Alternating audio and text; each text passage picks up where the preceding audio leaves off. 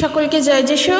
সকলকে স্বাগত এবং ধন্যবাদ জানিয়ে প্রভুর বাক্য নিয়ে চলে আসলাম আরও একটা সুন্দর দিনে। প্রতিটা দিনের মতন আজকের আরও একটা সময় আমরা প্রভুতে পেলাম। ঈশ্বরকে অনেক ধন্যবাদ দিই যেন প্রত্যেকটা সময় এইভাবে আমরা প্রভুতে এগিয়ে চলতে পারি এবং ঈশ্বরের ইচ্ছা অনুসারে যেন জীবন কাটাতে পারি। তো চলো আজকের ভিডিও শুরু করি। আজকের যে বিষয় নিয়ে আলোচনা করব তা হলো, আমরা সবাই যেমন জায়গায় বসবাস করি বা আমরা যেরকম জায়গায় থাকি, আমাদের চারিপাশ ঘিরে খুবই কম সংখ্যক মানুষ আছেন যারা খ্রিস্ট বিশ্বাসী। কারণ আমরা কেউই খ্রিস্টান পাড়ায় থাকি না বা আমরা কেউই খ্রিস্টান কমিউনিটির মধ্যে থাকি না। তবে একটা কথা কি, আমি এখানে সবার কথা বলছি না, যেহেতু এখানে অনেক মানুষ তো এই ভিডিও শুনবে, তাই হয়তো সবাই তা নয়, অনেকে হয়তো সেই রকম পরিস্থিতি বা সেই রকম পরিবেশের মধ্যেই থাকেন। কিন্তু যারা আমরা থাকি না, আমাদের জন্য বিশেষ করে বলছি, যেমন আমি নিজে খ্রিস্টান পাড়াতেও থাকি না, খ্রিস্টান কমিউনিটির মধ্যেও থাকি না। এমনটাও নয় যে আমি যেখানে বাস করি আমার চারিপাশের অনেক মানুষ খ্রিস্ট বিশ্বাসীরা আছেন, না সেটাও নয়, আমরা মেশানো জায়গায় থাকি। আর আমি আশা রাখছি তোমরাও এখানে যারা যারা বিশ্বাসী ভাই বোনেরা শুনছো, বেশিরভাগ জনেই তোমরাও ঠিক তেমন জায়গাতেই থাকো, তেমন পরিবেশের মধ্যেই থাকো। তো আজকের আমি সেই বিষয়গুলোকে নিয়েই জানাতে চাই যে দেখো আমাদের প্রবলেমগুলো কি হয়ে যায়। আমি যা যা বলবো কোনোটাই আমার নিজের মন করা কথা নয়, কোনোটাই আমার নিজের চিন্তাধারার কথা নয়, সমগ্রটাই আমি বাইবেল থেকে বলবো। আর যারা যারা ভিডিওটি শুনছো তোমরা মন দিয়ে বোঝার চেষ্টা করবে, মন দিয়ে শোনার চেষ্টা করবে। তারপরেও যদি তর্কের বিষয় বা তারপরেও যদি কিছু বলার বিষয় থাকে তখন তোমরা আমাকে কমেন্ট বক্সে জানাতে পারো। আমি কিন্তু একটা কথাও নিজের কথা বলবো না। তো যেটা হয় কি, মনে করো আজকের তোমার পাড়ার মধ্যে বা তোমার প্রতিবেশীর কারোর বাড়িতে কোনো একটি বিশেষ পূজা আছে, হতেই পারে তারা যাদেরকে বিশ্বাস করে সেই দেবদেবীদের পুজো আছে, আর তারা সেই পুজো উপলক্ষে তোমাকে তাদের বাড়িতে নিমন্ত্রণ করেছে খাওয়ার জন্য, খেতে যাওয়ার জন্য। মনে করো একটি পুজো তাদের বাড়িতে হবে এবং সেখানে সকলের জন্য রান্না করা হয়েছে, সেটা প্রসাদ নয়, সকলে খাবার জন্য, নর্মালি খাবার জন্য রান্না করা হয়েছে এবং তোমাকেও সেখানে নিমন্ত্রণ করা হয়েছে।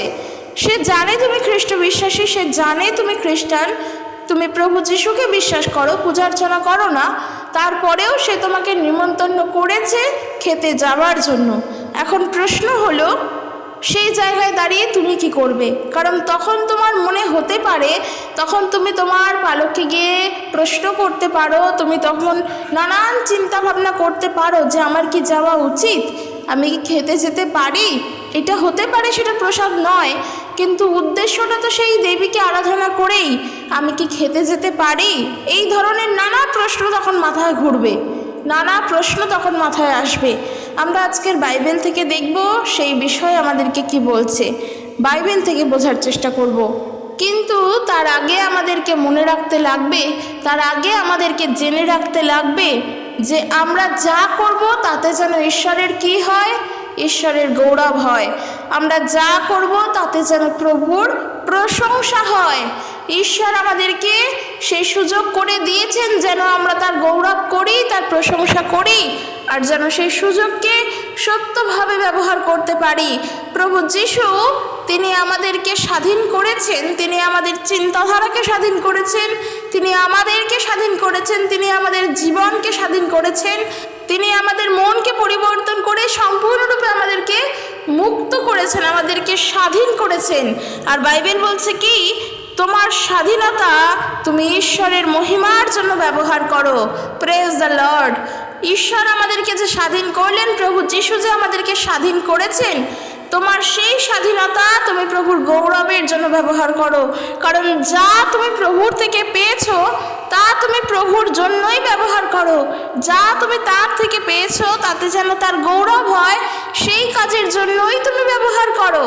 তুমি আজকের মুক্ত, তুমি আজকের স্বাধীন। তোমার চিন্তাধারা, তোমার ভাবনা চিন্তা, তোমার কথা বলা, তোমার চলন ফেরন সমস্ত দিক থেকে তুমি স্বাধীন। তাই ওই স্বাধীনতা যেন প্রভুর সেবা কার্যের জন্য হয়, তার দ্বারা যেন তার গৌরব হয়।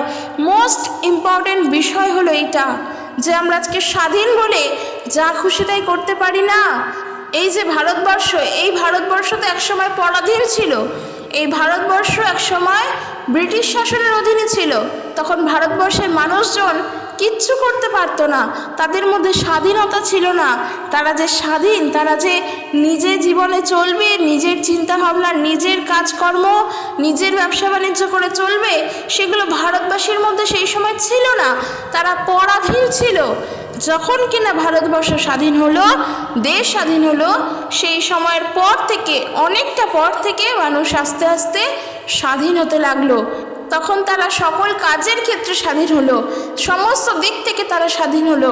কিন্তু দেখো, এই যে আমরা স্বাধীনতা পেলাম, দেশের স্বাধীনতা পেলাম, এই স্বাধীনতা পাওয়ার পরে আজকের সমাজে দাঁড়িয়ে যদি স্বাধীনতা নিয়ে আমি অত্যাধিক মাত্রায় স্বাধীন হওয়ার চেষ্টা করি, তখন সেই অত্যাধিক মাত্রা বা অতিমাত্রাটা স্বাধীনতা থাকে না, তখন তা স্বেচ্ছাচারিতা হয়ে যায়।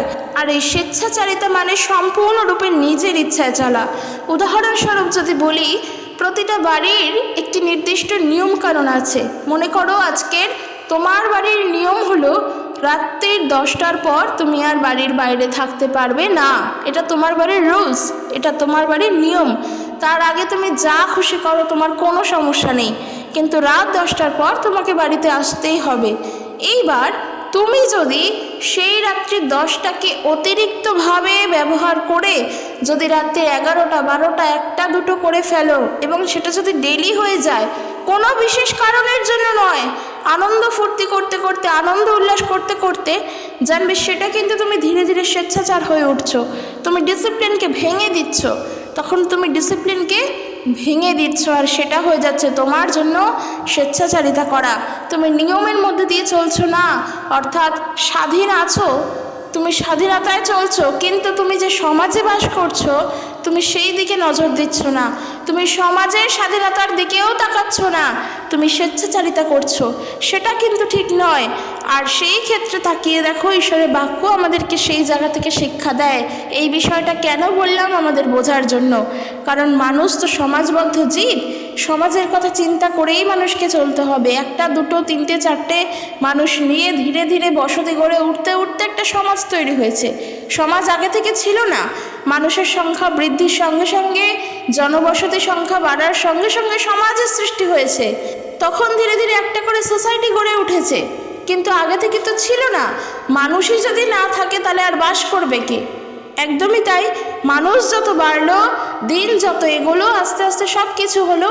তো এই মানুষের মধ্যে যখন স্বাধীনতা দেওয়া আছে, তখন যেন তার মাথায় রাখা হয় যে এই স্বাধীনতা আমি সঠিকভাবে ব্যবহার করব, স্বেচ্ছাচারিতার দিক থেকে নয়। আর সেই সমস্ত দিক থেকে যদি চিন্তা করে দেখি, একজন খ্রিস্ট বিশ্বাসী হিসেবে এই সমগ্রটা আমি বললাম বোঝানোর জন্য। আশা করি বুঝতে পেরেছো তোমরা। তো সেই জায়গা থেকে তাকিয়ে দেখি, একজন খ্রিস্ট বিশ্বাসী হিসেবেও প্রভু আমাদেরকে সম্পূর্ণ স্বাধীনতা দিয়েছেন।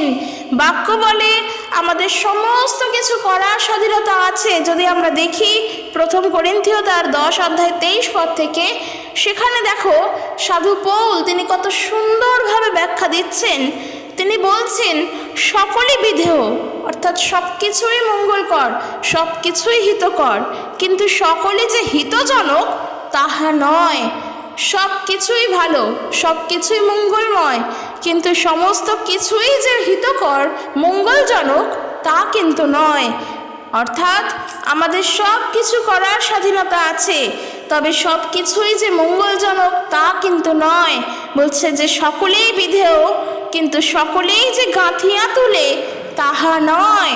বলছে হ্যাঁ, যে কোনো কিছু করার স্বাধীনতা আমাদের দেওয়া আছে, তবে সমস্ত কিছু স্বাধীনতার দ্বারা যে সব কিছু গড়ে ওঠে, সব কিছু যে বৃদ্ধি হয় তা কিন্তু নয়। স্বাধীনতা আছে মানে সেই স্বাধীনতা দিয়ে তুমি গড়ে তোলো। তোমাকে যখন স্বাধীন করা হয়েছে, তুমি গড়তে শেখো। কারণ সব কিছু মঙ্গলজনক হলেও সব কিছু করা যে আমাদের জন্য ঠিক তাও নয়, সব কিছু করার যে অপরের জন্য ঠিক তাও নয়। ওই স্বাধীনতা এত মাত্রায় চলে গেলে কোনো কিছু ভেঙেও ফেলতে পারে। কিন্তু তাই এমন স্বাধীনতা মঙ্গলজনক নয় যা ভেঙে ফেলে, বরং ঈশ্বরের বাক্য শিক্ষা দেয় সকলে বিদেহ, কিন্তু সকলেই যে হিতজনক তাহা নয়। সকলেই বিদেহ, কিন্তু সকলেই যে গাঁথিয়া তুলে তাহা নয়। সব কিছুই যে গড়ে তোলার জন্য প্রয়োজন তা কিন্তু নয়। সেই কারণের জন্য কি বলছে, কেহই স্বার্থ চেষ্টা না করুক, বরং প্রত্যেকজন পরের মঙ্গল চেষ্টা করুক। আবার যদি একটু আমরা সমাজের দিকে তাকিয়ে দেখি, যেমনটা বললাম, যখন তুমি স্বেচ্ছাচারী হয়ে ওঠো তা তোমার সমাজের ক্ষেত্রেও ক্ষতি। কেন বলো তো? কারণ তোমার সমাজে তো অনেক ধরনের মানুষ বাস করে এবং অনেকগুলো জেনারেশন সেখানে বাস করে। দেখা যাচ্ছে তোমার একটি বিশেষ কারণের জন্য আরেকটি ভবিষ্যৎ প্রজন্ম নষ্ট হয়ে যাচ্ছে। সেটা কি সত্যিই মঙ্গলজনক? তুমি কি তখন, তোমাকে যখন বারণ করা হচ্ছে, তুমি তোমার ওই স্বাধীনতাকে কাজে লাগিও না, তুমি অমনটা করো না, তোমার পরবর্তী প্রজন্ম তাতে ধ্বংস হচ্ছে, তখন তুমি কি প্রশ্ন করছো? তখন তুমি কি উত্তর দিচ্ছ? আমাকে তো স্বাধীন করা হয়েছে, আমার দেশ স্বাধীন, আমি স্বাধীন, আমি যা খুশি তাই করতে পারি। এই যে যা খুশি তাই করতে পারি, এটা তো তোমার জন্য মনে হচ্ছে ঠিক, কিন্তু তোমার পরবর্তী প্রজন্মের জন্য তা ঠিক নয়। তার কারণ কি? কারণ তুমি নিজের স্বার্থ সিদ্ধি করার চেষ্টা করছো, অপরের মঙ্গল করছো না। এটা তো আমি সমাজের দিক থেকে বললাম। এইবার আমি ঈশ্বরের বাক্যের দিক থেকে বলি। এইখান থেকে একটা কথাই বলবো, প্রভু যিশু আমাদেরকে স্বাধীন করেছেন, প্রভু যিশু আমাদের মুক্ত করেছেন, সমস্ত বন্ধন থেকে আমাদেরকে ভেঙে দিয়েছেন। তাই আমরা চেষ্টা করব আর একজন মানুষ যেন বৃদ্ধি পায়। আমরা চেষ্টা করব আর একজন পড়ে থাকা মানুষ, যে দুঃখে কষ্টে শুধু নেই, চিন্তার মধ্যে রয়েছে এবং সমস্ত বন্ধনের দ্বারা ঘিরে রয়েছে, সেই মানুষ যেন দাঁড়িয়ে যায়, সেই মানুষ যেন গড়ে ওঠে। আমি যেন নিজের মঙ্গলের চেষ্টাই শুধু না করি। কারণ দেখো, ঈশ্বর তো তাও শেখানো না। যদি সেই দিক থেকে দেখি, এখানে তো সাধু পৌল তিনি শিক্ষা দিয়েছেন, কিন্তু আমরা যদি প্রভু যিশুর বাক্যের দিক থেকে দেখি, প্রভু যিশু তো আমাদেরকে শিক্ষা দিচ্ছেন যে আপন শত্রুর জন্য প্রেম করো, অর্থাৎ তুমি একে অপরকে গড়ে তোলো। সে তোমার শত্রু হতে পারে, কিন্তু সে তোমার শত্রু নয়, কারণ সেই ব্যক্তিও তোমার বন্ধু। যখন তাকে তুমি ভালোবাসবে, তার ফলে সেই ব্যক্তিটি গড়ে উঠবে। তার জন্য প্রার্থনা করো, দেখা যাবে তার মন পরিবর্তন হয়েছে, তার হৃদয় পরিবর্তন হয়েছে। এখানে উভয়েরই মঙ্গল হয়, কারণ নিজের স্বার্থে এখানে চেষ্টা করা গেল না, বরং দুজনেই যদি ঈশ্বরের কাছে প্রার্থনা করে, দুজনেই ঈশ্বরের নামের গৌরব করবে। সেই কারণের জন্যই বলা, তোমাদের স্বাধীনতা ঈশ্বরের মহিমার জন্য ব্যবহার করো। প্রভু যীশু খ্রিস্টেতে একে অপরকে গড়ে তোলো, প্রভু যীশু খ্রিস্টেতে একে অপরকে বৃদ্ধি করো। কেউ যেন নিজের মঙ্গলের চেষ্টা শুধু না করে, কারণ যে সত্যিকারের ঈশ্বরের পথে চলতে চায়, যে ব্যক্তি সত্যিকারের প্রভুর পথে চলতে চায়, তার প্রথমেই চিন্তা থাকবে তার পাশের জনের জন্য, তার প্রথমেই চিন্তা থাকবে অপরের জন্য, নিজের জন্য নয়। কারণ আমি এর আগেও বললাম একদিন, প্রভু যীশু তিনি নিজের কথা কিন্তু ভাবেননি। যদি তিনি ভাবতেন তাহলে তিনি ক্রুশে যেতেন না। যদি তিনি নিজের চিন্তা করতেন তাহলে তিনি পিতার কাছে প্রশ্ন রাখতেন যে কেন আমাকে ক্রুশে দিচ্ছ। যদি তিনি নিজের চিন্তা করতেন তাহলে তিনি যন্ত্রণা সহ্য করতেন না। তিনি আমাদের জন্য ভেবেছেন। তিনি শিক্ষাও দেন যেন আমরা মঙ্গলের জন্য, প্রত্যেকের জন্য চেষ্টা করি, একা একার জন্য নয়। তাই বাইবেল বলছে কি, কেহই স্বার্থ চেষ্টা না করুক, বরং প্রত্যেকজন পরের মঙ্গল চেষ্টা করুক। তাই আমি যা স্বাধীনতার দ্বারা করব তা যে আমার জন্যই ভালো তাই আমি করব, তা যেন না হয়। আমি যা করব তা আমার জন্য ভালো এবং অপরের জন্য ভালো, তবে সেটা আমি করব, যেন আমাদের স্বার্থ সেখানে না থাকে। 25 পদে বলছে কি, যে কোনো দ্রব্য বাজারে বিক্রয় হয়, সংবেদের জন্য কিছু জিজ্ঞাসা না করিয়া তাহা ভোজন করিও, যেহেতু পৃথিবী ও তার সমস্ত বস্তুই প্রভুরই। এখানে আরও একটা বিষয় কি বলছে, যে কোনো বস্তু, যে কোনো প্রাণী, যেই মাংস বাজারে বিক্রি হয়, নিজের বিবেকের কথা চিন্তা না করে তা খাদ্যের জন্য গ্রহণ করো। কারণ লেখা আছে, আমরা যদি গীত সংহিতা তার 24 গীত 1 পদ দেখি, সেখানেই প্রভুর বাক্য বলছে, পৃথিবী ও তাহার সমস্ত বস্তু প্রভুরই। বলছে কি, যা আছে তা তুমি তোমার বিবেকের কথা চিন্তা না করে তা গ্রহণ করো, তা খাও। সেখানে কোনো অশুচিতা, কোনো অপবিত্রতা, কোনো পাপ পুণ্যের বিষয় নয়। কারণ প্রভু সৃষ্টি সমস্ত কিছু যা আমাদের জন্য, তা প্রভু আমাদের জন্যই রেখেছেন। নিজের বিবেকের দিকে তাকিও না। এরপর কি বলছে দেখো, খুবই ইম্পর্টেন্ট এই বিষয়গুলো। 27 পদে বলছে, অবিশ্বাসীদের মধ্যে কেহ যদি তোমাদিগকে নিমন্ত্রণ করে আর তোমরা যাইতে ইচ্ছা করো, তবে সংবেদের জন্য কিছুই জিজ্ঞাসা না করিয়া যে কোনো সামগ্রী তোমাদের সম্মুখস্থ রাখা হয় তাহাই ভোজন করিও। সোজা এখানে বলে দিল। দেখবে আমি যে বিষয়টা নিয়ে আজকে শুরুতে বললাম, কেউ যদি ঠিক এইরকমভাবে নিমন্ত্রণ করে যায় যে আজকের আমার বাড়ির পুজো, তুমি যাবে, তুমি খেয়ে আসবে, এবং তারা যদি জানিয়েও দেয় যে না সেটা প্রসাদ নয়, হয়তো তারা জানে তোমরা প্রসাদ খাও না, বিশ্বাস করো খ্রিস্ট যিশুকে, তাই প্রসাদ খাও না, তারা জানিয়েও দিল ওটা প্রসাদ নয়, সবার জন্য তুমি গিয়ে খেয়ে আসবে, তোমাকে ভোজনের জন্য নিমন্ত্রণ করে গেল।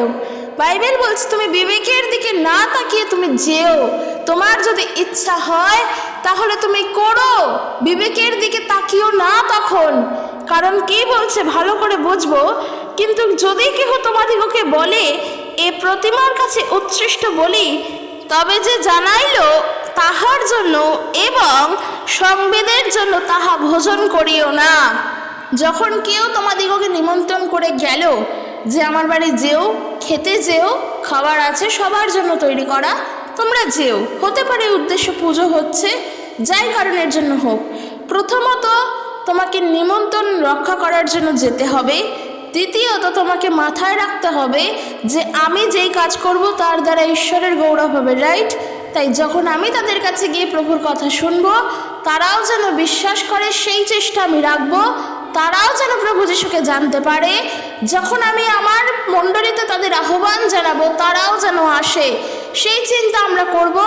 এবং আমাদের মাথায় রাখতে হবে যে ঈশ্বরের বাক্য আমাদেরকে বলছে, যখন আমরা জানছি যে সেটা প্রতিমার কাছে বলি, অর্থাৎ প্রতিমার প্রসাদ, কেউ যখন বলে দিচ্ছে, সেই বিষয়ে আমরা বিবেকের কাছে প্রশ্ন করছি, সেই বিষয়ে আমরা ভাবছি, এবং যে আমাদেরকে জানিয়ে দিচ্ছে তার জন্য ভাবছি, তারপর আমরা সেই প্রসাদ খাচ্ছি না। কিন্তু যদি কেউ এমনি নিমন্ত্রণ করে যায় তাহলে আমরা যাব। বাইবেল বলছে তখন তোমরা ভোজন করিও, তখন তোমরা বিবেকের কাছে কোনো কিছু জিজ্ঞাসা করো না, যে কোনো সামগ্রী তোমাদের সম্মুখে রাখা হয় তাহাই ভোজন করিও। কিন্তু তবে কেউ যদি বলে এটা প্রতিমার প্রসাদ, তবে যে বলল তার জন্য এবং নিজের বিবেকের কাছে প্রশ্ন করে তা ভোজন করিও না। যে সংবেদের কথা আমি বললাম তাহা তোমার নয়, কিন্তু সেই অন্য ব্যক্তির। কারণ আমার স্বাধীনতা কেন পরের সংবেদের দ্বারা বিচারিত হইবে? সাধু পৌল তিনি বলছেন, আমার বিবেক, আমার চিন্তাধারা, আমার কথাবার্তা কেন, আমার ইচ্ছা কেন অন্য লোকের দ্বারা বিচারিত হইবে? একদমই ঠিক। আমি আজকের প্রভুর গৌরব করার জন্য সব কিছু করছি, আর যেই যেই কাজগুলো ঈশ্বরের গৌরব করার জন্য করব, কোনোভাবে সেই কাজ নিয়ে যেন কেউ সমালোচনা না করে। আমি কিন্তু খুব স্ট্রিক্টলি বলে দিলাম, কারণ এই বিষয়ে সাধু পৌল শিক্ষা দিচ্ছেন। খুবই ইম্পর্টেন্ট বিষয়, যা যা প্রভুর গৌরবের জন্য করব, সেই জিনিস নিয়ে যেন কেউ সমালোচনা না করে। কারণ আমি করছি আমার বিবেক দ্বারা প্রভুর গৌরব, আমার অন্তর আমাকে বলছে ঈশ্বরের গৌরব করো, যেন সেই জায়গা থেকে কেউ কোনো বিষয় সমালোচনা না করে। আর এটা যেটা বোঝার বিষয় বললাম, যখন কেউ বলে দেবে এটা প্রতিমার প্রসাদ, তখন যে বলল তার কথা চিন্তা করো এবং নিজের বিবেকের কথা চিন্তা করো। কেন? প্রথমেই দেখলাম কি, প্রত্যেকজন পরের মঙ্গলের চেষ্টা করুক, নিজের জন্য নয়। কারণ যে ব্যক্তি বলল এটা প্রতিমার প্রসাদ, সে ব্যক্তি হয়তো জানে যে তুমি খ্রিস্ট বিশ্বাসী, তাই তোমাকে আলাদা করে বলে দিল, তাই তোমাকে আগে থেকে বলে দিল। তখন তুমি তার জন্য ভাবো, সেই ব্যক্তি জানে তাহলে খ্রিস্ট বিশ্বাসীরা প্রসাদ খায় না, কারণ তারা খ্রিস্টকে ঈশ্বর বলে মানে, দেবদেবীকে তারা ঈশ্বর বলে মানে না। কারণ সেই ব্যক্তি জানে খ্রিস্টানরা কি করে, তাই বলছে ওই ব্যক্তির জন্য চিন্তা করো। কারণ ওই ব্যক্তি এটাও জানেন যে প্রভু যিশুকে তিনি কেমন। কারণ দেখো, যে মানুষ তোমাকে বলবে যে তুমি প্রতিমার প্রসাদ খেও না, এটা কিন্তু প্রসাদ, তুমি খেও না, হয়তো সেই ব্যক্তি অবিশ্বাসী। যখন তোমাকে সে জানে, নিশ্চয়ই সে এটাও জানে প্রভু যিশুকে। কারণ যখন এটা সে সম্পূর্ণরূপে জেনে গিয়েছে খ্রিস্টানরা প্রতিমার উদ্দেশ্যে প্রসাদ খেতে পারে না, তখন সে এটাও জেনে গিয়েছে যে খ্রিস্টানরা কার আরাধনা করে। একদম এইবারে আমাদের মনে রাখার বিষয়, আমাদের বোঝা উচিত, আমাদের বুদ্ধি দিয়ে চিন্তা করা উচিত, প্রভু যিশু কিন্তু ওই অবিশ্বাসী ভাইটার জন্য ক্রুশে গিয়েছেন, সেটা আমরা জানি, কারণ তিনি সমগ্র মানব জাতির জন্য ক্রুশবিদ্ধ হয়েছেন, প্রতিটা মানুষের জন্য তিনি ক্রুশে মৃত্যুবরণ করেছেন। আমরা জানি তো, কারণ মানুষের পাপের ভার নিজের নেওয়ার জন্য।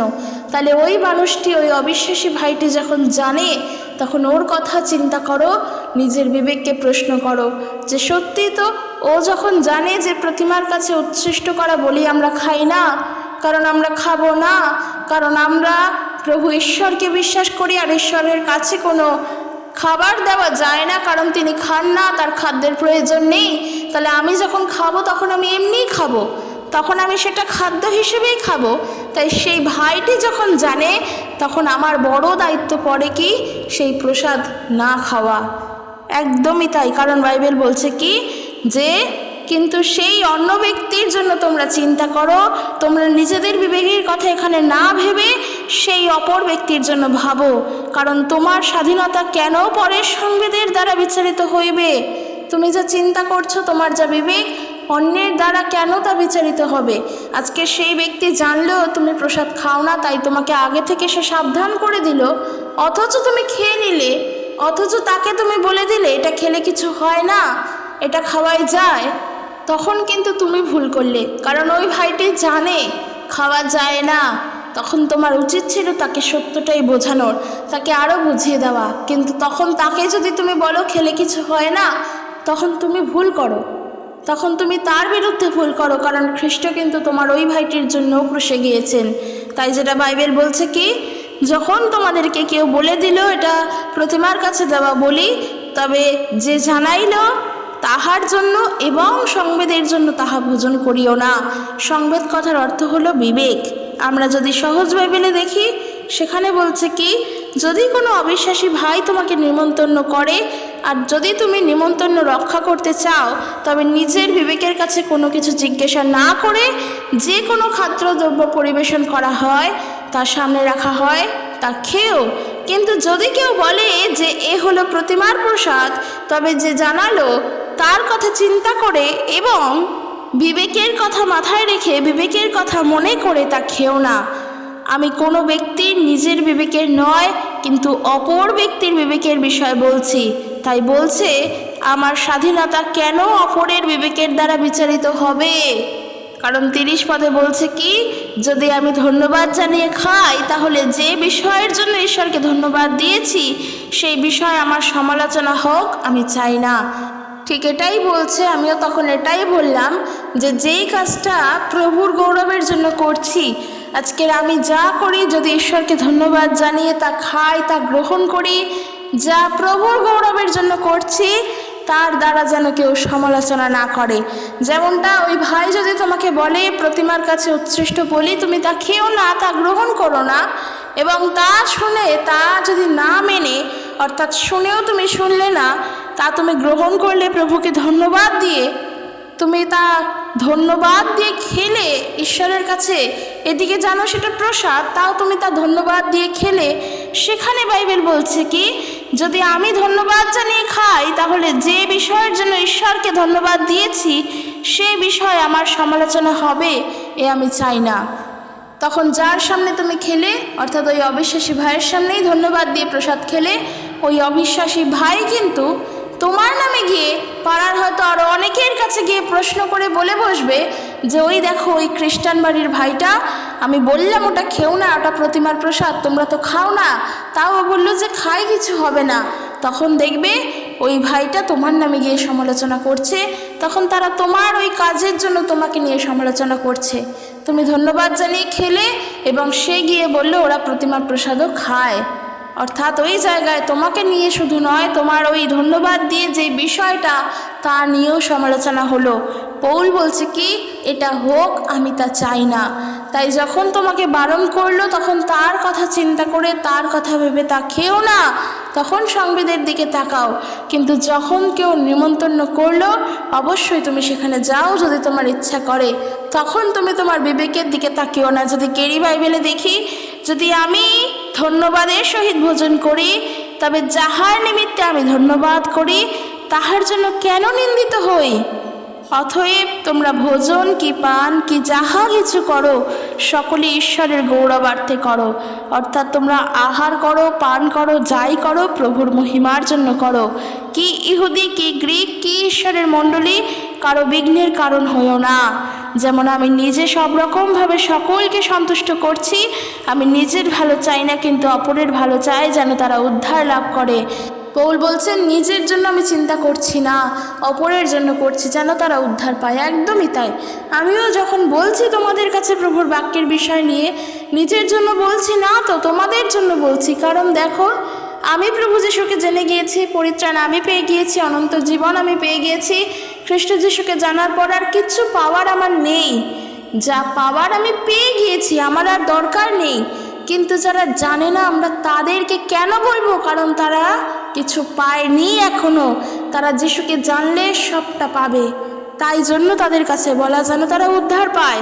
পৌল সেটাই বলছেন, আমি যেমন খ্রিস্টের দৃষ্টান্ত অনুসরণ করি, তোমরাও তেমনি আমার দৃষ্টান্ত অনুসরণ করো। অর্থাৎ প্রভু যিশুর দৃষ্টান্ত যেভাবে পৌল অনুসরণ করে চলেন, সাধু পৌলের শিক্ষাও যেন আমরা অনুসরণ করি ওইভাবে। অবশ্যই খ্রিস্টের দৃষ্টান্ত অনুসরণ করব, পৌলের শিক্ষা অনুসরণ করব। কারণ আজকের মণ্ডলী চলছে এই সাধু পৌলের চিন্তাধারার মধ্য দিয়েও, কিন্তু তার অনেক শিক্ষা আমরা মণ্ডলীতে শিক্ষা দিই। তো টোটাল যে বিষয়টা আমরা বোঝার এখান থেকে শিখলাম, যে প্রথমত যেন আমরা পরের মঙ্গলের চেষ্টাই করি। এটাই হলো মেন বিষয়, যে তোমার স্বাধীনতা যখন প্রভু দিয়েছেন, তখন তা ঈশ্বরের গৌরবের জন্য ব্যবহার করো। ঈশ্বরের গৌরব কি করে হবে? হয়তো একটা অবিশ্বাসী ভাই, সে প্রভুকে জানে না, কিন্তু প্রভু তোমাকে স্বাধীনতা দিয়েছেন ওই অবিশ্বাসী ভাইয়ের কাছে প্রভুর কথা বলার জন্য। তার কাছে গিয়ে প্রভুর বিষয় জানাও, সে প্রভুর গৌরব করবে। সেখানেই তোমরা দুজনে মিলে, উভয় মিলে ঈশ্বরের গৌরব করতে পারবে। সেখানে ঈশ্বরের মহিমা হবে। আর যেটা বললাম, যে কেউ যদি তোমাদেরকে নিমন্ত্রণ জানায় যে তার বাড়িতে পুজো, যাও, সে খেতে ডেকেছে, বিভিন্ন হতেই পারে অনুষ্ঠান। ওই যে বললাম, যেই জায়গায় বাস করি সব কিছু আছে, অবশ্যই যাবে। তোমার যদি ইচ্ছা হয় অবশ্যই যাবে। কারণ দেখা যায় অনেক বিশ্বাসী ভাই বোনেরা এমন বলে যে তুই তো আজকের প্রভু যিশুকে জানিস, কেন তুই ওর বাড়িতে খেতে যাবি? আবার মানুষ এমনও অনেক বিষয় আছে, শ্রাদ্ধ বাড়িতেও যায় না, কারণ তারা বলে কি, আমরা প্রভু যিশুকে জানি, আমরা শ্রাদ্ধ বাড়িতেও খাবো না। নানা অভিমত আছে, নানা প্রশ্ন, নানা তর্ক বিতর্ক আছে। একটা কথাই বলবো, তোমাকে বাইবেল এই সমস্ত বিষয় নিয়ে কোনো বাধা নিষেধ কিন্তু দেয়নি। কারণ এই যে বললো যে তুমি নিমন্ত্রণ পেলে তা যাও, তা রক্ষাও করবে, তুমি যাবেও। কারণ ওই বিষয়ের দ্বারা কখনোই ঈশ্বরের নিন্দাও হয় না, তার প্রশংসাও হয় না। ওটা তোমার পার্ট অফ লাইফ হতেই পারে। কারণ এই বিষয়টা তোমার মাথায় রাখা দরকার, তুমি যা করবে তাতে প্রভুর যেন নিন্দা না হয়। একদমই তাই, যেন ঈশ্বরের গৌরব হয়। কেউ নিমন্ত্রণ জানালে তা তুমি যাও, তা রক্ষা করার জন্য, তাতে তুমি খেতে যাও, সেখানে বাইবেল পালন করে না। তাই বাইবেল যেখানে যা শিক্ষা দিচ্ছে সেই অনুযায়ী চলো। আর যেটা প্রতিমার পূজার বিষয় বললাম, কেউ যখন তোমাকে মনে করিয়ে দিল ওটা প্রতিমার প্রসাদ খেও না, তখন তুমি নিজের বিবেকের কথাটা শোনো। কারণ সেটা তোমার নিজের বিবেকের জন্য নয়, যে মনে করিয়ে দিল তার বিবেকের জন্য।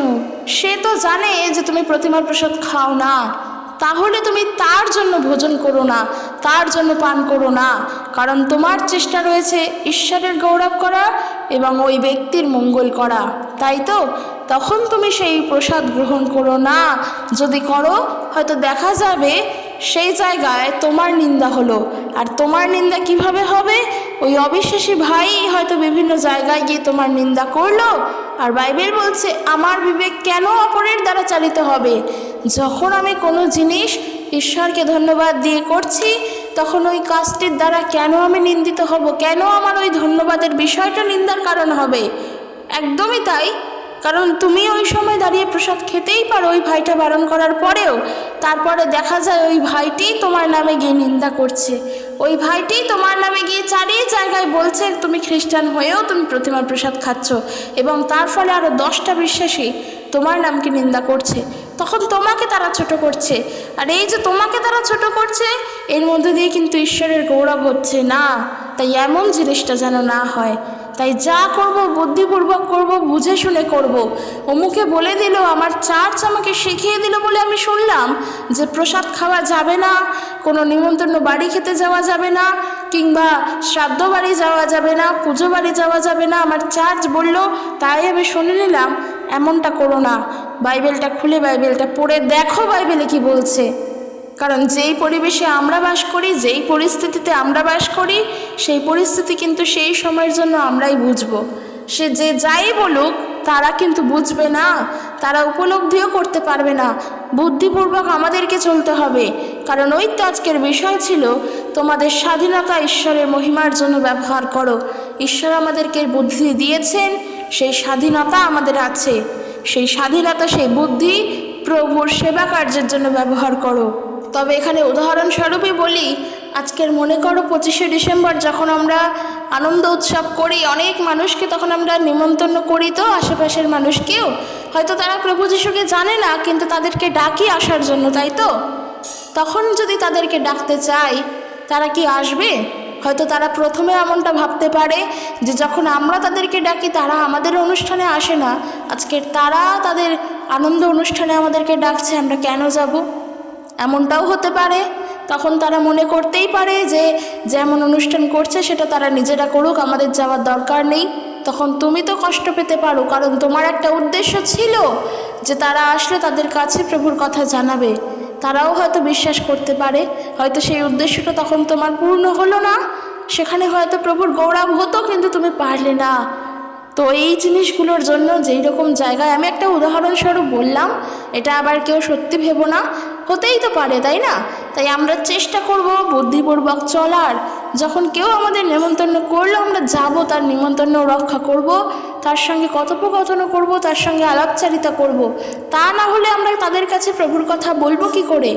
যদি আমরা নিজেদের মতন করে চলি, কখনো প্রভুর নাম প্রচার করতে পারবো না। চেষ্টা করব সবার সঙ্গে মিশে সকলের মঙ্গল করে চলার জন্য, এবং যা স্বাধীনতা প্রভু আমাকে দান করেছেন যেন তা তার গৌরবের জন্যই ব্যবহার করতে পারি। আশা রাখছি আজকের ভিডিও বুঝতে পেরেছো, কারণ অনেক জটিল বিষয় মনে হতেই পারে। আবার প্রশ্ন করো, আমি আবার বলে দেব, কিন্তু অবশ্যই মন দিয়ে শুনো আর ভিডিওটা প্রত্যেকের কাছে পৌঁছে দিও। সবার এই বিষয়টা জানা দরকার, কারণ আমরা এখনও অনেক রকমভাবে আমরা নিজেদের জায়গায়, গোঁড়ামির জায়গায়, বিশ্বাসী হয়েও গোঁড়ামির জায়গায় আছি। যেন সেটা না হয়। ঈশ্বর তার আপন বাক্যের দ্বারা প্রত্যেককে আশীর্বাদ যুক্ত করুক। জয় যিশু, প্রেজ দ্য লর্ড।